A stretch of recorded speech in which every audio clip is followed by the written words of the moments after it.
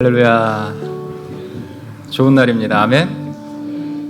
태풍이 오고 있지만 거친 풍랑 가운데서도 우리를 보호하실 놀라운 하나님의 손길을 기대하는 심정이라면 이 모든 상황 속에서도 참 평안을 누리실 줄 믿습니다.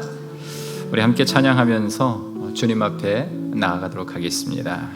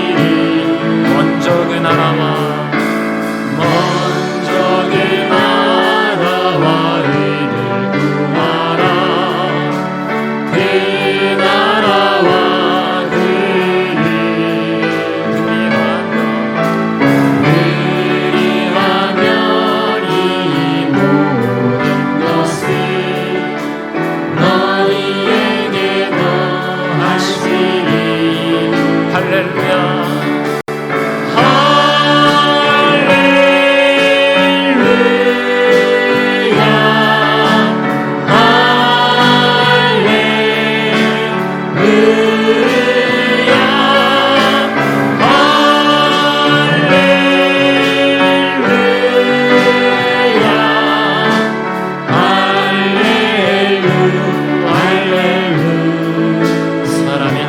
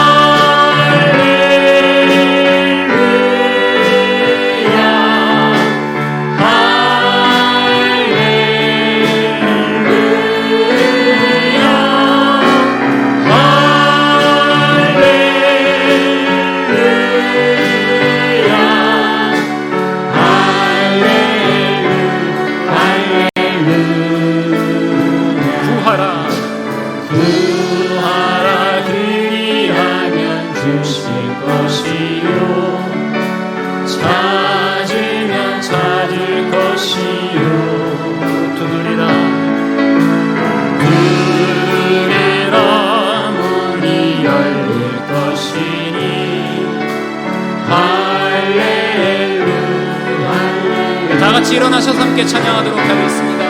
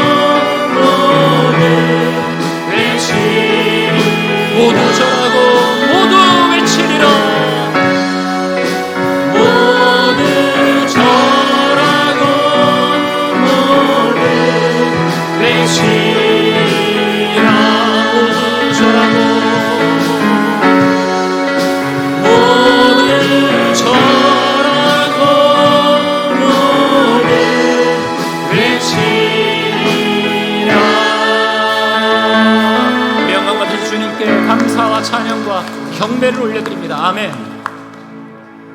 전능하사 천지를 만드신 하나님 아버지를 내가 믿사오며 그 외아들 우리 주 예수 그리스도를 믿사오니 이는 성령으로 잉태하사 동정녀 마리아에게 나시고 본리오 빌라도에게 고난을 받으사 십자가에 못 박혀 죽으시고 장사한 지 사흘 만에 죽은 자 가운데서 다시 살아나시며 주로서 산자와 죽은 자를 심판하러 오시리라. 성령을 믿사오며 거룩한 공회와 성도가 서로 교통하는 것과 죄를 사하여 쉬는 것과 몸이 다시 사는 것과 영원히 사는 것을 믿사옵나이다. 아멘.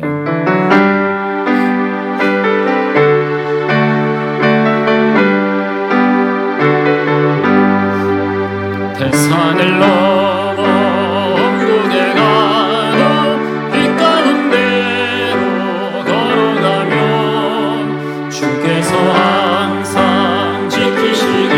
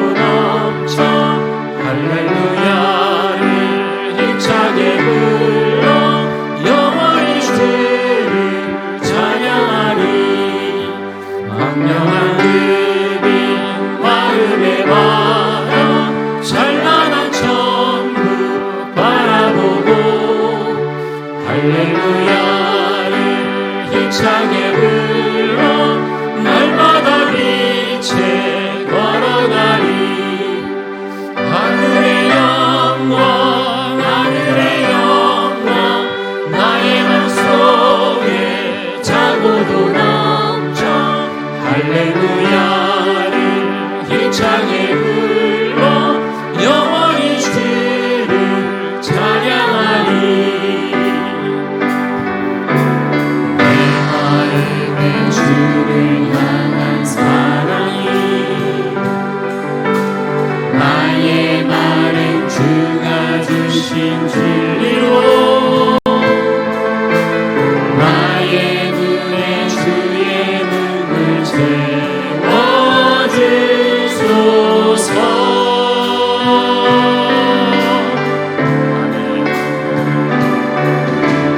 내 입술에 찬양의 향기가 두 손에 든 주를 닮은 성인이 나의 삶의 주의 음성 나게 하소서.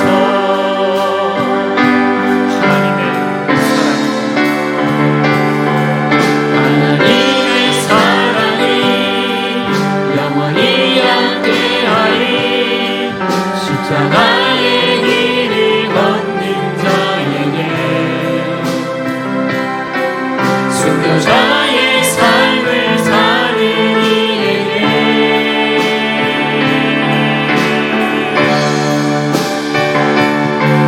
조롱하는 소리와 세상 유혹 속에도 주의 순결한 신부가 되리라.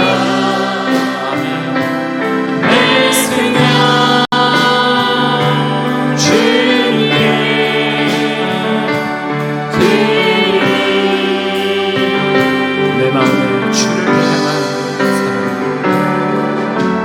내 마음에 주를 향한 사랑이 나의 마음에 그가 주신 진리로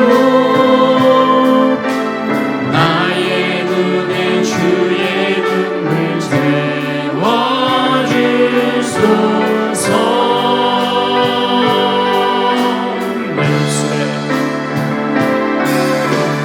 내 입술에 찬양의 향기가 두 손에는 주를 닮은 성인이 나의 삶의 주의 음성 나게 하소서. 하나님의 사랑이 영원히 함께하리. 하나님의 사랑이 영원히 함께하리. 십자가의 길을 걷는 자에게 순교자의 삶을 사는 이에게 조롱하는 소리와 세상 유혹 속에도 주의 순결한 신부가 되리라. 내 생명 주님께 드리리. 하나님의 사랑이 영원히 함께하리. 하나님의 사랑이 영원히 함께하리. 십자가의 길을 걷는 자에게 순교자의 삶을 사는 이에게 조롱하는 소리와 세상 유혹 속에도 주의 순결한 신부가 되리라. 내 생명 주님께 내 생명 주님 내 생명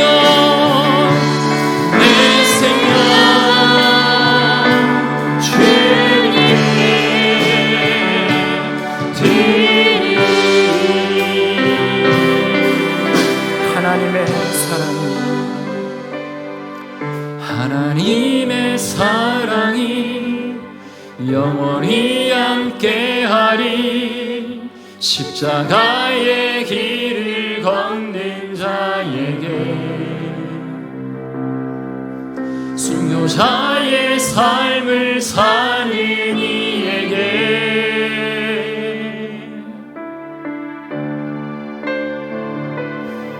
조롱하는 소리와 세상 유혹 속에도 주의 순결한 신부가 되리라. 내 생명 주님께, 내 생명 주님께, 내 생명 주. 마지막으로 한번 녹음해 가겠습니다. 내 생명 주님께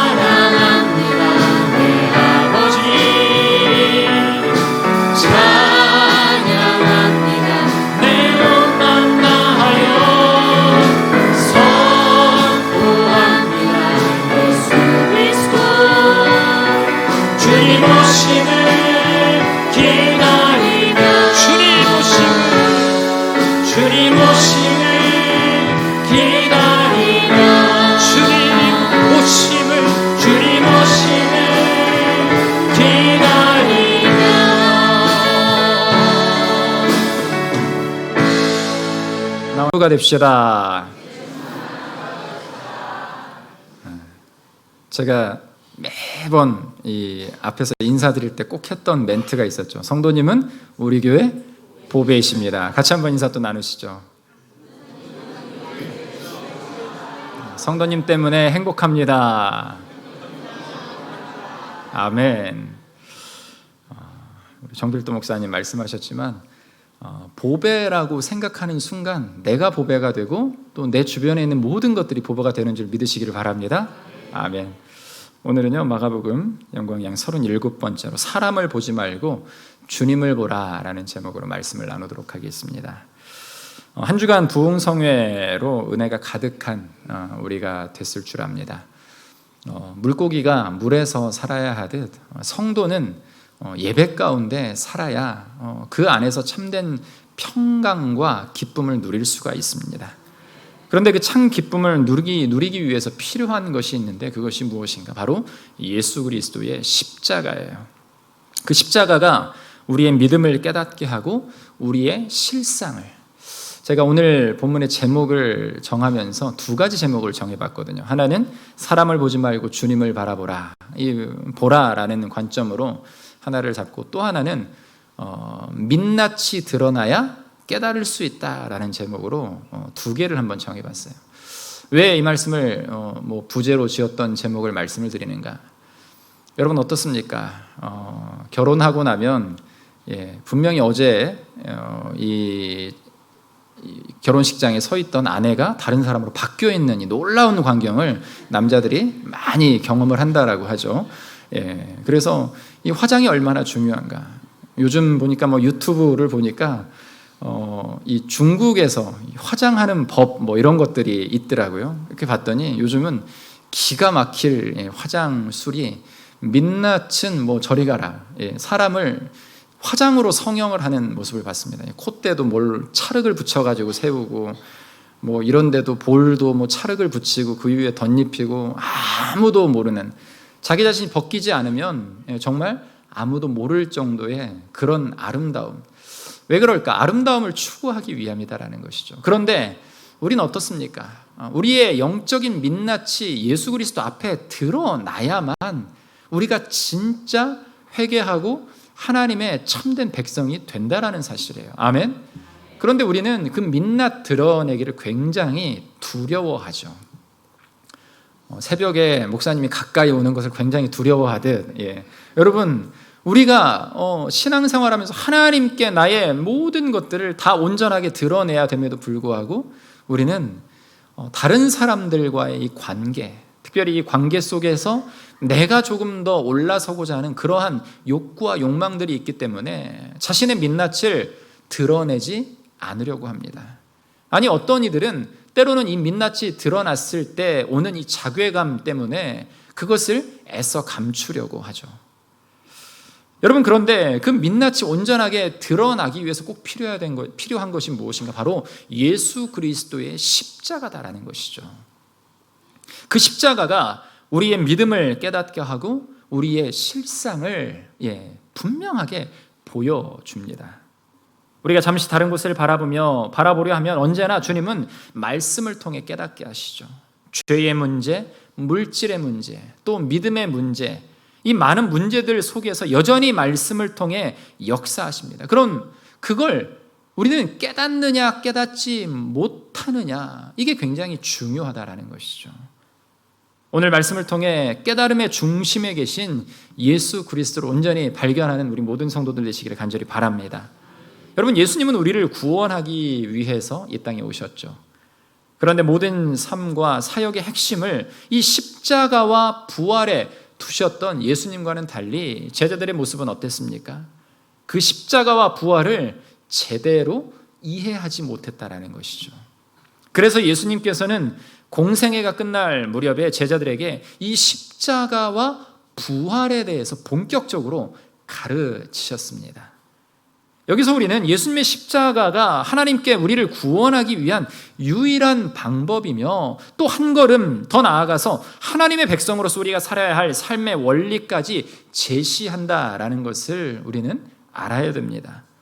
그래서 마가복음 8장에서는 예수님께서 제자들에게 이 십자가와 부활을 가르치시고 나서 자기를 부인하고 자기 십자가를 지라고도 말씀을 하셨습니다. 결국 예수님의 십자가는 1차적으로는 우리에게 주어진 사명을 의미하고 있어요. 그렇게 주님이 사명을 잘 감당하신 것처럼 우리도 자기를 부인하고 자기에게 맡겨진 사명을 감당해야 됩니다. 그렇다면 왜 십자가의 사명을 감당하는가? 오늘 본문 32절에 보면은요, 이렇게 말하고 있습니다. 그러나 제자들은 이 말씀을 깨닫지 못하고 묻기도 뭐하더라? 두려워하더라. 깨닫지 못했기 때문입니다. 깨닫지 못하니까 두려운 거죠. 지금의 현실 상황, 여러분, 지금 우리의 삶은 어떻습니까? 두려우십니까? 힘드십니까? 아니면 평안함 속에 있습니까? 무엇 때문에 두려운가? 우리가 그 믿음의 구원의 확신의 문제가 흔들릴 때 우리의 육신은요, 두려워할 수밖에 없다라는 거죠. 왜냐하면 그리스도가 내 안에 임재하시고 좌정하셔서 나를 굳건하게 이 태풍의 바람 속에서도 믿는 자들에게 우리 주님은 분명한 확신과 믿음을 주시는데, 우리 믿음이 흔들리기 시작하면 조그만 이 가을 바람에도 흔들리는 것이 바로 우리이기 때문에 그래요. 제자들은 여전히 깨닫지 못하고 그 말씀을 듣고도 자세히 묻는 것조차 무서워합니다. 그렇다면 오늘 이 본문을 통해서 십자가의 진리가 요구하는 것이 있어요. 그 요구하는 것이 무엇인가? 예수님께서 왜 제자들에게 이런 당부의 말씀을, 이 교훈을 하셨는가? 우리가 말씀을 한번 돌아보면서 은혜 받는 귀한 시간 되기를 주님의 이름으로 축원합니다. 첫 번째로 한번 생각해 볼 것은요, 낮추고 섬기라 라는 제목입니다. 33절 말씀 같이 한번 읽어보도록 하겠습니다. 33절입니다. 가버나움에 이르러 집에 계실 때 제자들에게 물으시되 너희가 길에서 서로 토론한 것이 무엇이냐 하시되. 여러분, 아마도 오는 도중에 제자들 사이에 여러 논쟁들이 있었던 것 같아요. 그래서 주님께서는 그들에게 서로 토론하는 것이 무엇이냐라고 물으셨습니다. 물론 몰라서 물으신 것이 아닙니다. 그러나 그들은 대답하지 못했습니다. 왜냐하면 그것은 그들이 생각하기에도 바람직하지 않은 것들이었기 때문에 그래요. 무슨 이야기를 했는가? 34절에 보면 누가 크냐라는 문제예요. 제가 지난주에 한번 말씀을 드렸죠. 제가 섬기던 서울 모 교회에서 3년 동안 제가 키가 제일 컸다고. 제 키가 한 2m가 조금 안 되는데요. 장로님들, 교역자들 한 20명, 한 25명 되는 중에 제가 제일 크더라고요. 그 교회에서는 굉장히 자부심을 가지고 살았습니다. 부산에 내려가니까 저보다 큰 분들이 몇만 명씩 있더라고요. 누가 크냐에 대한 문제를 가지고서 서로 쟁론을 벌이고 있는 거예요. 그런데 무엇이 큰가? 손이 크다, 발이 크다, 이게 아니라 지금 누가 더 하나님의 권세, 이 하나님 나라의 권세에 더 가까이 가 있느냐, 누가 더 위대하냐라는 이런 질문을 서로 하고 있다는 것이죠. 명확하게 언급되지는 않았지만 서로 이 누가 크냐에 대한 논쟁은 아마도 이 변화산에 올라간 제자들과 산 아래서 귀신을 쫓아내지 못한 자들 사이의 논쟁들이었을 것이에요.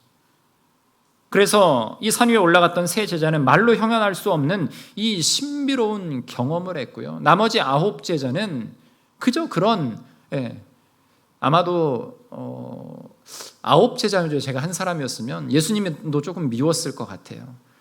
왜 3사람만 데리고 갔을까? 3사람의 자랑하는 모습에 쌤통이 났을 수도 있어요.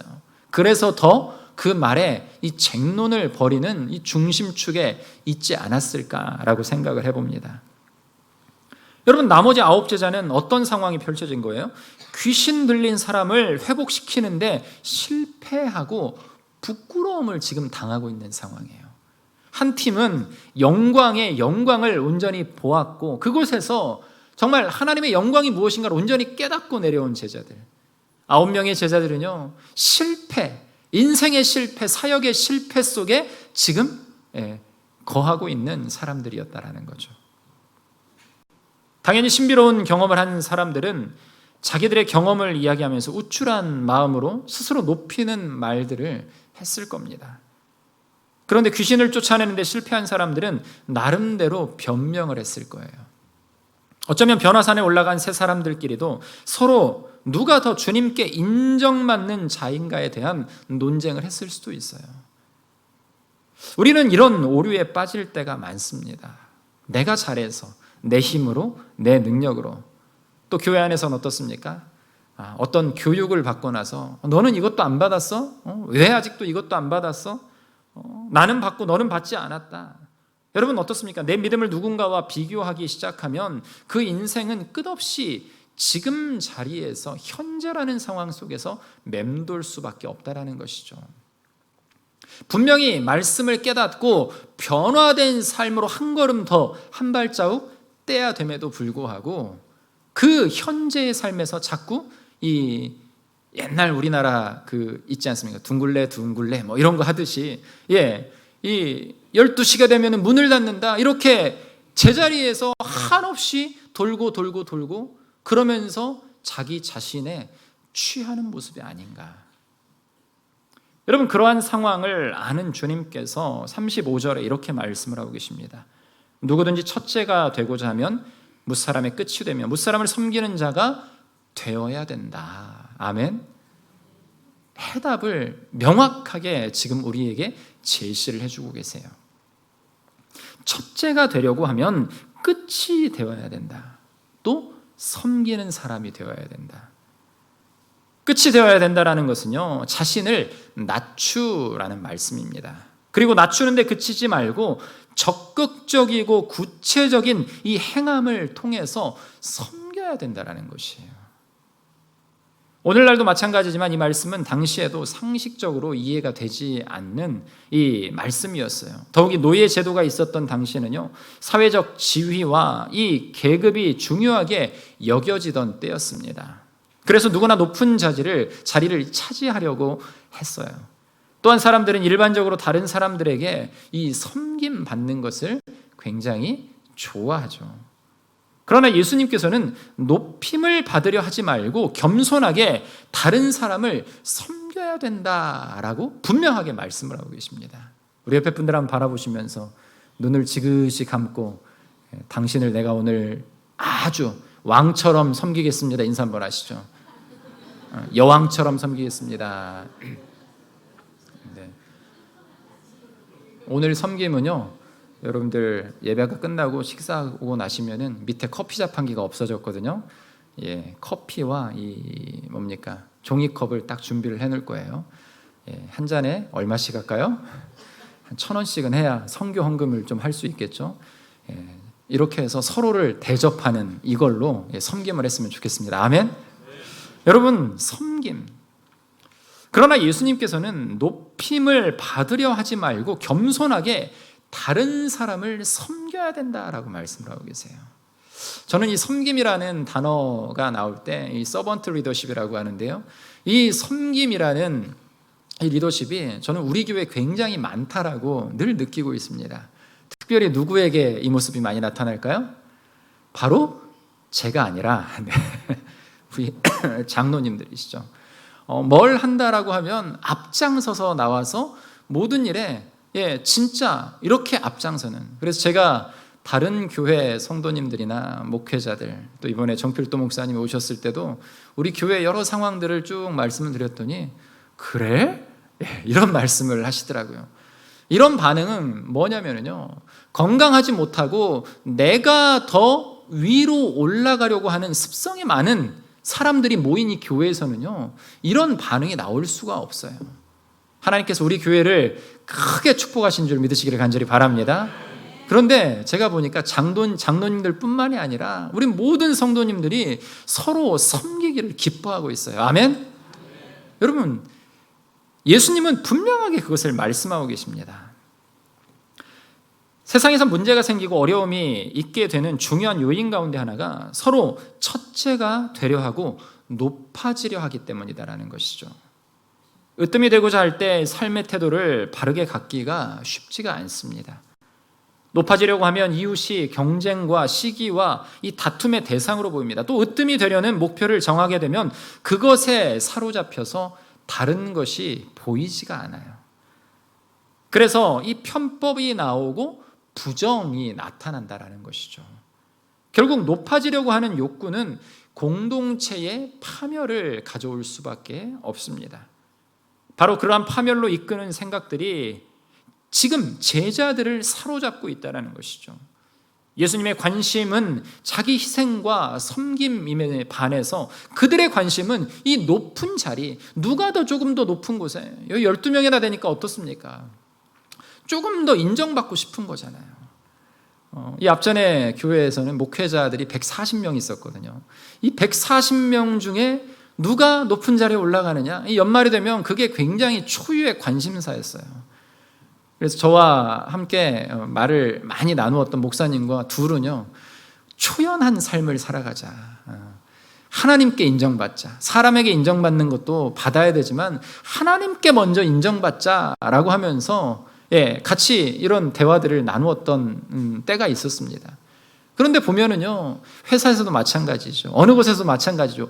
누군가에게 인정을 받고 자기보다 높은 상사에게 정말 진짜 자신의 이 민낯을 드러내면서 온전한 모습으로서 섬겨야 됨에도 불구하고 그 섬김이 어떤 섬김이 되는 겁니까? 가식적인 섬김이 때로는 될 수가 있다는 것이에요. 이처럼 제자들은 주님과 정반대의 생각과 이 꿈을 가지고 있었습니다. 그런 자세가 변하지 않으면 문제가 생기고 복음을 위해서 일할 수 없는 것은 여러분들 불보듯 뻔한 일이었어요. 그래서 주님께서는 그들에게 스스로 낮추고 섬기라라고 말씀을 하십니다. 그렇다면 누구처럼 낮추어야 될까? 첫 번째는요, 누구처럼입니까? 같이 한번 읽어보실까요? 시작. 어린아이처럼 낮추라. 우리 보니까 가은이도 있고 어린아이들이 위 아래 몇 명이 있는데요, 여러분 어린아이들 어떻습니까? 이 어린아이들은요, 내가 높다, 내가 힘이 세다, 어떤 영화 같은 걸 보고 내가 힘세, 이런 것들은 있지만 아주 머리를 막 기발하게 돌려서 정말 이 잔머리를 써가면서 내가 막 더 칭찬받으려고 이런 어린 아이들은 없어요. 37절 보니까 예수님께서 뭐라고 말씀을 하십니까? 누구든지 내 이름으로 이런 어린아이 하나를 영접하면, 누구를 영접한다? 곧 나를 영접하며, 누구든지 나를 영접하면, 나를 영접함이 아니요 나를 보내신 이를 영접함이니라. 여러분 어린아이에게는 여러 가지 특성이 있습니다. 여기서 예수님께서 말씀하셨던 어린아이의 특징은요, 힘이 없고 도움을 필요로 하는 존재다라는 의미를 가지고 있어요. 뿐만 아니라 이 당시의 사회적 상황으로 보면 어린아이는 전쟁이나 노역의 실제적인 가치가 없는 존재였습니다. 그래서 오병이어의 사건이나 칠병이어의 사건 속에서도 어린아이와 여인들과 노인들은 숫자에 세지를 않았잖아요. 당시의 어린아이들은 그런 존재였다라는 것이죠. 십자가가 요구하는 삶은 이렇듯 힘이 없고 실제적인 가치가 없는 사람을 섬기는 삶입니다. 예수님은 그렇게 힘이 없고 실제적인 가치가 없는 사람을 섬기는 것이 바로 주님을 나를 섬기는 것이다 라고 분명하게 말씀을 하고 계세요. 사랑하는 성도 여러분, 우리가 섬겨야 할 대상은 힘 있는 사람, 높은 사람이 아닙니다. 그것은 아무나 할 수 있는 것이에요. 주님이 말씀하시는 섬기는 삶은 우리 주위에 무기력하고 도움이 필요한 사람을 섬기는 삶이다라는 것입니다.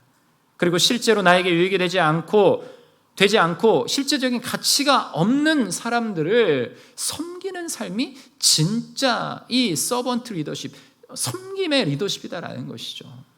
그러니까 예수 그리스도의 십자가가 요구하는 이 섬기는 삶은 내가 부족하거나 객관적으로 낮기 때문에 이 다른 사람을 섬기는 것이 아니라 나의 섬김이, 누구의 섬기며?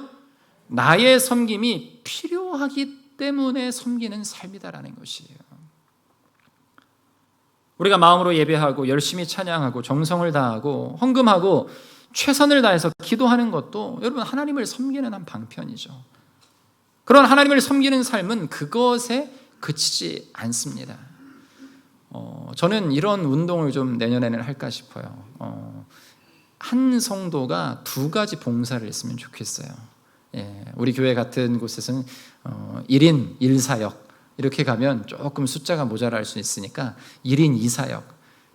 제가 열심히 할 때는 1인 한 5사역까지 해본 적이 있거든요. 그런데 1인 2사역을 우리가 할 수 있어야 돼요. 예배 안내자로 선다든지 주차 봉사로 선다든지 방송실에서 섬긴다든지 찬양대 찬양팀 또 새가족부 미화부 여러 곳에서 우리는 우리의 달란트, 주님이 주신 이 섬김을 분명하게 드러낼 수 있다는 것이죠. 여러분 어떻습니까? 말 안 듣고 문제 있는 주일학교 아이들을 섬기는 것도 주님을 섬기는 것이고요, 또 반항하고 때로는 무례한 이 중고등부 아이들을 섬기는 것도 주님을 섬기는 것이고, 신앙이 연약하고 도움이 필요한 이 사랑방 식구들과 각 전도회 회원 한 사람 한 사람을 섬기는 것도 바로 주님을 섬기는 것이다라는 거죠. 예배와 찬양과 기도를 통해서 하나님을 만날 수 있지만, 힘이 없고 도움이 필요한 사람들과 낮고 천한 자리에서 고통받는 사람들을 섬기면서도 우리는 주님을 만날 수 있다는 사실입니다. 아멘? 나는 이거 했으니까 다른 거 더 이상 안 해도 돼. 여러분, 이런 자기 이 제한적인 이 믿음의 삶의 틀에서 우리가 벗어나야 된다는 것이죠. 진짜 죄송합니다. 감기가 걸려서.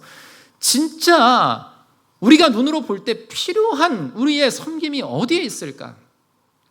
하나님은 그런 모습을 기뻐하신다라는 것이죠. 두 번째로 생각해 볼 것은요, 겸손하라입니다. 그런데 오늘 본문에서는요, 섬김이란 자신을 낮출 때 가능하다라고 말씀을 하고 있어요. 교만하거나 스스로 높이면 절대로 섬길 수가 없습니다. 물론 겉으로 외형적으로 섬길 수는 있어요. 그러나 주님께서는 그것만으로는 기뻐하지 않으신다라고 말씀을 합니다. 자신을 낮추는 것, 즉 겸손한 다른 사람을 섬기기 위한 선행 조건이 된다는 것이죠. 그러나 여러분, 겸손하기가 어떻습니까? 옆에 분들 얼굴 한번 바라보세요. 겸손해 보이십니까?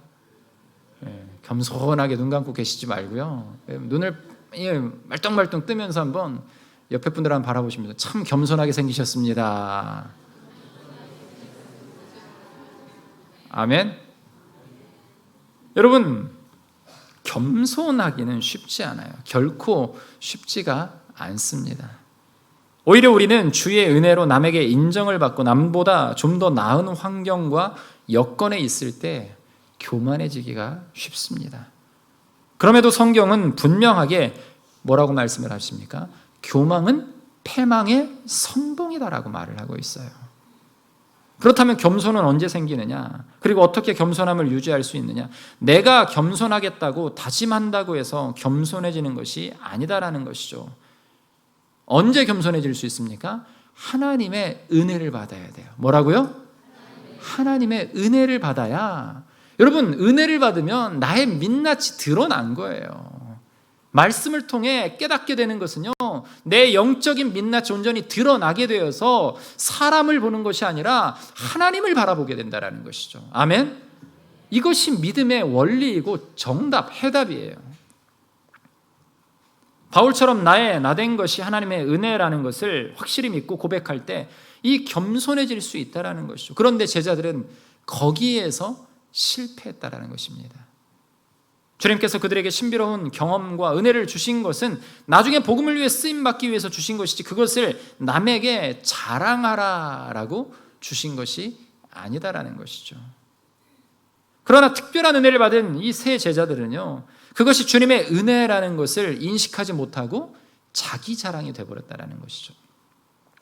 목회자로서 가장 조심해야 되는 부분이 뭐냐면요, 어떤 성도보다 내가 조금 더 높다라고 착각하는 순간 그 교만이 입술을 통해 나간다라는 거죠.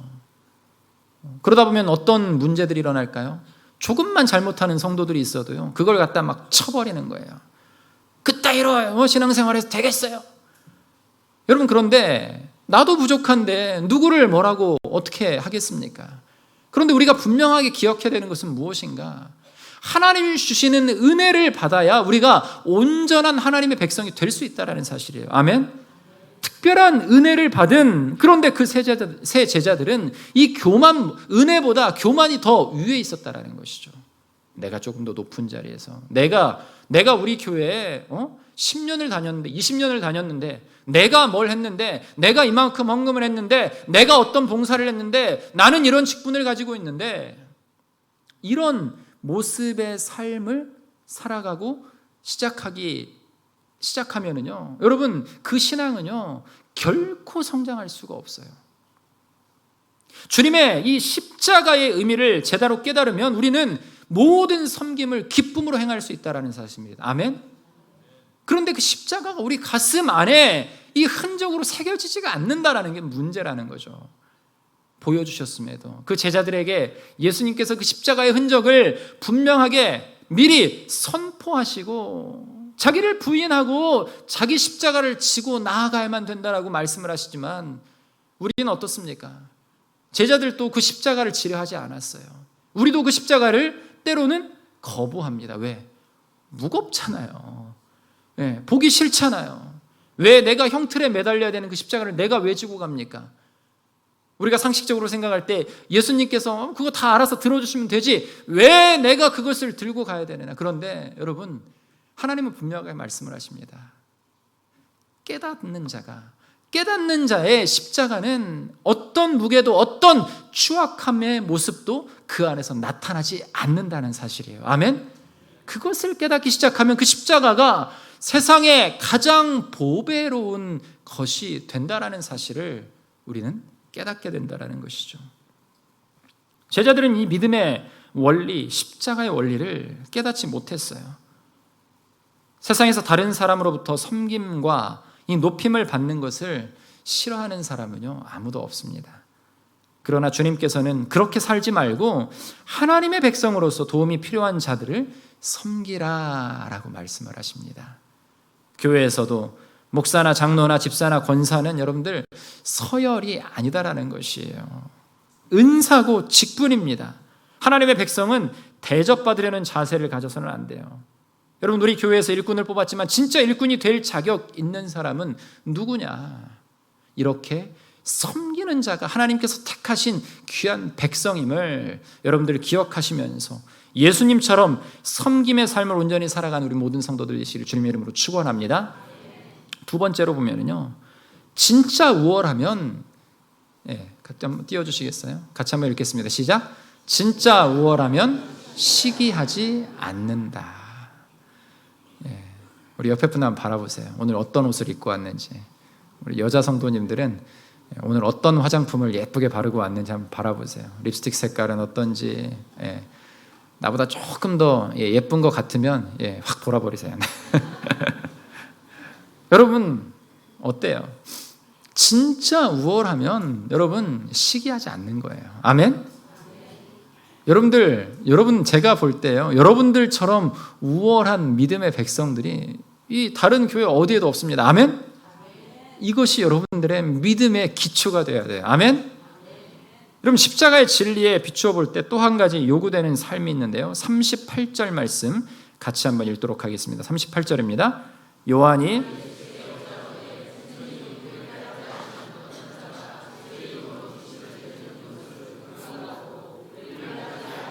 금하였나이다. 아멘.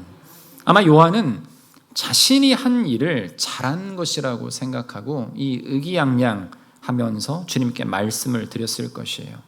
그런데 주님의 대답은 어떻습니까? 39절과 40절 같이 한번 또 한번 읽겠습니다. 39절입니다. 시작.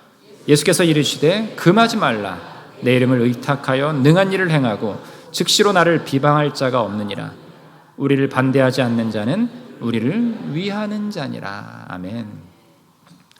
주님이 강조하시는 것은 적대자들의 관계가 아니라 바로 주님을 직접 따르지는 않지만 주님을 반대하지 않고 인정하면서 바로 예수님의 이름을 의지하며 사는 사람들과의 관계다라는 것이에요.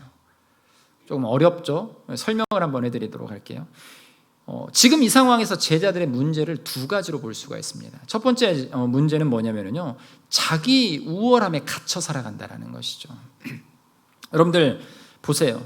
그들은 이 자신들의 능력을 예수님으로부터 받은 자기들만의 고유한 특권으로 간주하고 이 자기들 외에 다른 사람들이 그러한 일을, 여기서 그러한 일은 뭡니까? 귀신을 쫓아내는 일이에요. 귀신을 쫓아내는 일을 하면 안 된다라고 생각을 하고 있어요. 여러분, 그런데 우리도 마찬가지죠.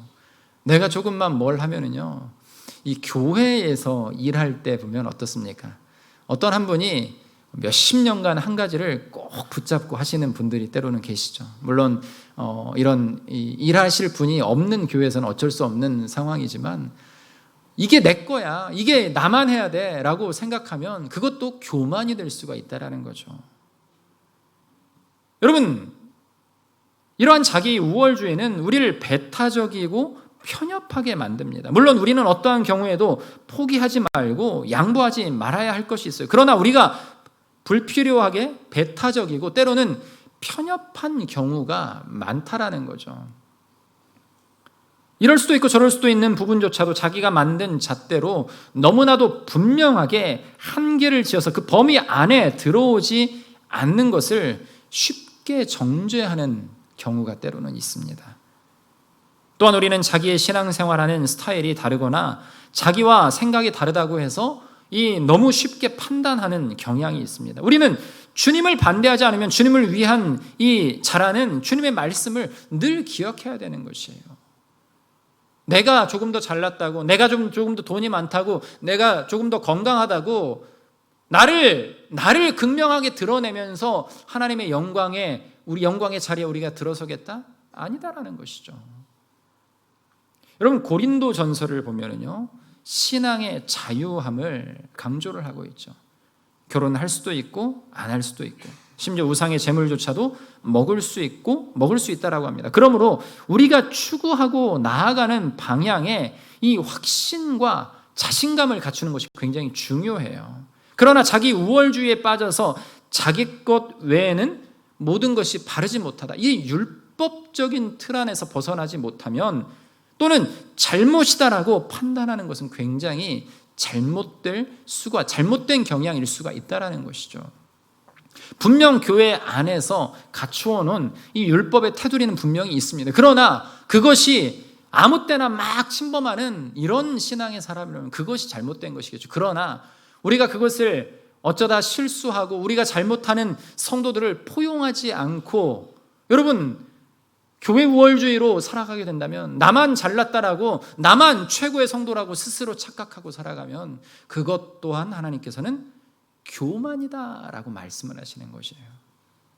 사랑하는 성도 여러분, 저는 우리 교회가 하나님께서 기뻐하시는 방향으로 나아가기를 간절히 바랍니다. 우리 모든 성도가 그런 무게중심을 잘 잡아야 돼요. 한쪽으로 치우치는 것이 아니라 이 무게중심 잘 잡아야 되는 거죠. 사랑하는 성도 여러분, 사도 바울은 복음의 본질에서 어긋나는 것은 생명을 걸고 반대를 했어요. 그러나 복음의 본질 가운데 주님을 반대하지 않고 인정하면서 자기와 생각이 다른 것은 얼마든지 인정하고 용납했습니다. 또 두 번째로 생각해 볼 것은요, 제자들의 또 한 가지 문제는 시기심이다라는 것이에요. 뭐라고요? 시기심. 우월하면 시기하게 됩니다. 왜냐하면 나는 이만큼, 자기가 생각해 놓은 이 객관적인 가이드라인이 있거든요. 이 선상에서 누군가 나보다 조금 더 앞서 가려고 하면은 어떤 마음이 생기는 거예요? 시기하게 된다는 거예요. 저렇게 못할 텐데 왜 어떻게 저렇게 하지? 아유, 잘했어, 이 집사 최고야, 김권사 최고야, 이렇게 박수를 치고 격려해주고 기뻐해야 됨에도 불구하고 우리 마음속에 뭐가 있는 거예요? 시기심이 많으신가 봅니다. 시기하는 마음이 더 크다라는 거죠.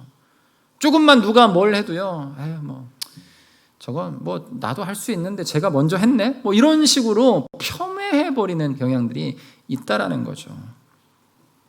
오늘 본문에서는 이 정확하게 언급되지 않았지만 이 사건의 앞의 사건과 연결시켜 보면요, 앞에 언급된 사건에서 제자들은 실패를 경험했습니다.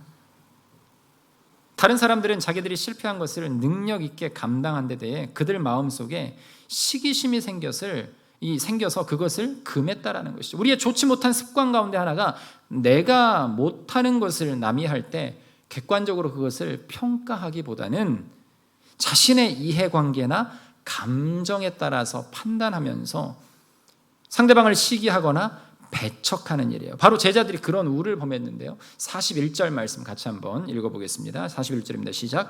누구든지 너희가 그리스도에게 속한 자라 하여 물 한 그릇이라도 주면 아멘. 누구든지 너희가 그리스도에게 속한 자라 하여 물 한 그릇이라도 주면 내가 진실로 너희에게 이르노니 그가 결코 상을 잃지 않을 것이다. 시기하지 말고 진짜 섬김의 모습이 무엇인가를 분명하게 예수님께서 말씀하고 계시는 거죠. 이웃을 위해 살아가는 삶 또한 남을 섬기는 삶은 결코 헛되지 않다라는 것입니다. 또한 비록 자기와 같지 않다고 할더라도 그것이 주님을 위한 것이라면 그것을 인정하고 적극적으로 협력할 때 그 삶이 결코 헛되지 않는다라는 것이에요. 여러분, 여러분의 민낯을 드러내기가 부끄럽습니까? 지금 나의 모습, 나의 삶, 나의 믿음의 이 모습 누구나 다 부끄럽죠. 목욕탕 예화를 제가 가끔 사용을 하지 않습니까? 죄에 대한 부분. 그런데 목욕탕에 죄 많은 사람이 먼저 들어가서 이 뜨거운 물에 들어가서 몸을 불리고 있는데 더러운 이 몸을 하고 온 사람을 보면서 뭐라고 하는 거예요? 아유, 저 더러운 사람이 여기 들어왔네. 저기 들어오면 이 탕이 더러워지는데. 그런데 이미 그 탕 안은 뭐로 오염되어 있는 거예요? 자기의 죄로 이미 오염이 돼서 그것이 더 더러울 수가 있음에도 불구하고 그것을 바라보지 못하고 인식하지 못한다라는 것이죠.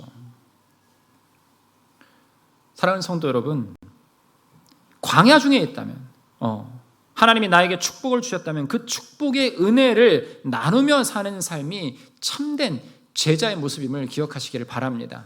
그래서 어린아이처럼 섬김의 삶을 정말 순수하게 예수 그리스도의 그 섬김의 모습을 온전하게 따라서 그 모습대로 살아갈 수 있는 우리가 되기를 간절히 바랍니다. 여러분, 또 광야 중에 있다면, 우리가 지금 힘든 여러 상황 속에 있다면 이 광야에서 아직도 드러내놓지 못한 나의 영적인 민낯을 주님 앞에 홀가분하게 드러낼 수 있기를 주님의 이름으로 축원합니다. 그것을 드러내지 못하면요, 우리는 사람밖에 안 보이는 거예요. 예수님을 보지 못하는 것이에요. 눈이 나쁜 사람이 그냥 안경을 안 끼고 살아가면 세상은 뿌연하게 보일 수밖에 없어요. 그런데 이 영적인 안경을 새롭게 니고데모에게 씌워주셨던 이 영적인 이 깨달음이라는 안경을 우리에게 씌워주심에도 불구하고 나의 교만과 나의 우월함과 나의 시기심으로 그 영적인 안경을 우리는 끼지 않으려고 해요. 잘 보이는데 뭐. 그런데 그 사람은요, 신세계를 정상적인 그 삶을 보지 못한다라는 것이죠. 사랑하는 성도 여러분, 우리의 민낯이 드러날 때 주님은 우리를 분명하게 세우시는 줄 믿으시기를 간절히 바랍니다. 그 민낯이 드러난 후에요, 여러분, 우리는 섬길 수 있어야 돼요. 또 그리고 내가 누군가를 도울 수 있어야 돼요.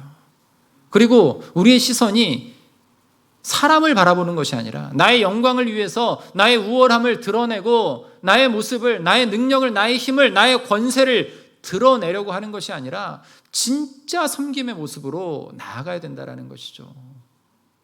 사랑하는 성도 여러분, 한 주간 동안 이 본문을 가지고 열심히 씨름 한번 해보세요. 내가 진짜 어떻게 섬기고 있는가? 사랑방이 시작이 됩니다. 그 사랑방 하면서 사랑 목자들이 제일 힘들어하는 게 뭘까요? 예배 처소를 누군가 제공해 주지 않으면 그게 참 힘든 거예요. 365일 늘 매주마다 간식은 목자들이 준비해야 되는 거라고 당연하게 생각하면 그것 또한 힘든 겁니다. 여러분, 작은 것들에서부터 섬기고 나누고 베풀매 그 상황 속에서 하나님은 더 큰 은혜를 우리 가운데 주실 줄 믿으시기를 간절히 바랍니다. 그 섬김이, 그 작은 섬김이 결국에는 우리의 믿음을 깨워주는 이 역할을 한다는 것이에요. 여러분, 예수님께서 말씀하신 십자가의 진리는요, 단순히 이론적인 것이 아닙니다. 십자가의 진리는 실제적인 삶을 동반한다는 것이에요. 십자가의 진리를 아는 사람은 자신을 높이지 않고 겸손하게 도움이 필요한 사람들을 섬기는 것이에요. 또한 우월감에 빠져서 배타적이거나 편협하지 않고 자신의 자존심을 내세우지 않습니다. 나는 이래서 이거 안 할 거야. 이런 자기 교만한 모습과 생각으로 신앙생활을 계속 해나가면 우리는 끝없이 그 자리에서 그냥 패배하는 신앙으로, 교회는 다니지만 신앙생활은 하지만 예수님의 이름을 부르지만 변화되지 않는 그 모습의 삶은요, 하나님께서 원치 않으시는 모습이다라는 것이에요. 저는 우리 모든 성도들이 늘 예수님의 십자가를 생각하면서 낮아지고 섬기는 이 자로 살기를 간절히 원합니다. 그리고 편협하지 않고 시기하지 않는 삶.